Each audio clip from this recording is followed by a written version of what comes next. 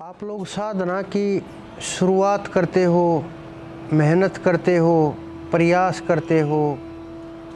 जिसको जितना तरीका पता है, जिसकी जितनी समझ है, जिसने जितना सोचा है, जो जितनी मेहनत करता है। कुछ लोगों को ये भय होता है कि अगर हम साधना करते करते शरीर छूट जाए, यानी मृत्यु हो जाए, फिर हमारा क्या होगा। न तो हम इस संसार के अंदर भोगों को भोग पाए, न जो हमारी इच्छाएं थी, जो हमारे सोच थी, या आप ये समझो कि जो आपका मन मौज लेने का करता था, ना आप उसको ले पाए। और साधना करते करते आपका शरीर छूट जाए तो हमारा क्या होगा, हमें कहाँ रास्ता मिलेगा। बहुत लोगों के मन में ये विचार चलते रहते हैं। अगर आपने साधना की एक बार शुरुआत कर दी, बीज डाल दिया, अगर आपने एक कदम बढ़ा दिया साधना की ओर, अगर आप उस स्थिति से नीचे गिर गए, या आप साधना करते करते शरीर छोड़ देते हो, तो आपका नुकसान कुछ भी नहीं है, इसमें हानि कुछ भी नहीं है। आपने कुछ भी नहीं खोया, बस पाया ही पाया। आपका क्या होगा आगे? आप आगे के लोकों में जाओगे और आगे के लोकों में जा करके अच्छे अच्छे पदों को प्राप्त करोगे, और जो आपने साधना की है वहाँ तक पहुँचोगे। और पहुँच करके जिस लोक में आप रह रहे हो वहाँ पुण्य प्राप्त होगा, उस पुण्य को भोगोगे, उसको भोग करके फिर वापिस धरती के ऊपर आ जाओगे। और आओगे कहाँ? योग भ्रष्टि परिवारों में, जो साधन संपन्न है, साधना संपन्न है, यानी सांसारिक दृष्टि से भी संपन्न है और आध्यात्मिक दृष्टि से भी संपन्न है। और आपको उन योगी जनों का साथ प्राप्त होगा, सानिध्य प्राप्त होगा, उनके ज्ञान का सहारा मिलेगा, और एक रास्ता दोबारा से शुरू हो जाएगा, और आपको फिर वही दिशा प्राप्त हो जाएगी। और आपने जहाँ भक्ति को छोड़ा था, जहाँ आपकी स्थिति रुकी थी, जहाँ नींव रख दी गई थी, उससे ऊपर दीवार शुरू हो जाती है। उसी प्रकार से पिछले जन्मों में जितनी आपने साधनाएं की थी, जितना प्रयास किया था, जितने आपने कदम बढ़ाए थे, वो आपके संचय हो गए।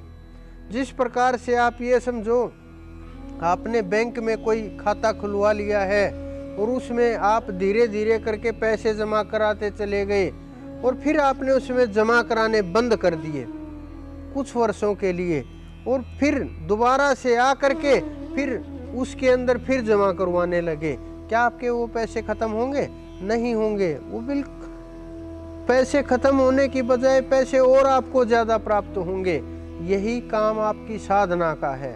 अगर आप साधना करोगे, अगर आप रास्ते में भी रह गए, तो अगले जन्म से वहीं से साधना शुरू हो जाएगी, वैसे ही सारा सिस्टम शुरू हो जाएगा।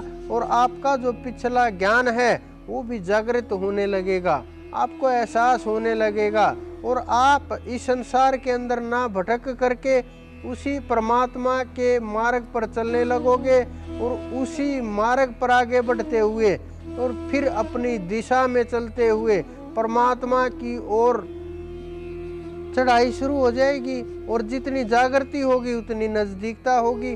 अगर ये बीज एक बार गिर गया भक्ति का आपके अंदर में, आपके हृदय में, फिर तो ये वृक्ष बन के ही रहेगा।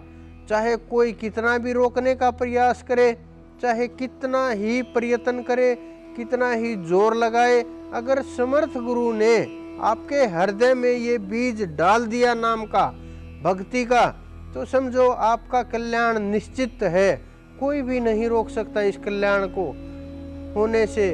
लोग प्रयास करते रहेंगे कि रुक जाए, लेकिन रुक नहीं सकते, क्योंकि वो परमात्मा की कृपा बरसनी शुरू हो जाएगी। परमात्मा की मेहर जब आपके ऊपर बरसेगी, आपका कोई हाथ नहीं पकड़ पाएगा और आप चढ़ते चले जाओगे। तो भक्ति करने में किसी प्रकार की भी हानि नहीं है, जितना भी है बस लाभ ही लाभ है। भक्ति के मार्ग में किसी भी प्रकार का, किसी भी तरफ से आप ये समझो कैसे भी करो, आपको नुकसान नहीं है, आपको बस प्राप्ति ही होगी, आपको खोना कुछ भी नहीं है, बस पाना ही पाना है। अगर इतना सब कुछ मिल रहा है, इतना सब कुछ प्राप्त हो रहा है, तो कौन ऐसा मूर्ख है जो भक्ति के रास्ते पर नहीं चलेगा, जो परमात्मा के मार्ग पर कदम नहीं बढ़ाएगा। किसको परमात्मा की आवश्यकता नहीं है, किसको मुक्ति की आवश्यकता नहीं है, सबको परमात्मा की आवश्यकता है, सब जीवों को वहां पहुंचना है। लेकिन ये भय हमें बार बार सताता रहता है, हमारा क्या होगा, हमारा क्या होगा। आप लोगों का अच्छा ही होगा। जब परमात्मा ने आपकी बाजू पकड़ ली है, आपका हाथ पकड़ लिया है, तो बुरा तो हो ही नहीं सकता। ये तो आप भूल ही जाओ कि कुछ बुरा हो सकता है। ये आप अपने दिमाग से ही निकाल दो कि आपका कुछ गलत कोई सोच भी सकता है, होना तो दूर की बात है। बस मुश्किलें बाधाएं आती रहेंगी, आप एक एक बाधा को पार करते हुए अपनी मंजिल तक पहुंच जाओगे। तो आप बिना सोचे कि हमारा क्या होगा, ये विचार निकाल करके और उसकी प्राप्ति की ओर बढ़े।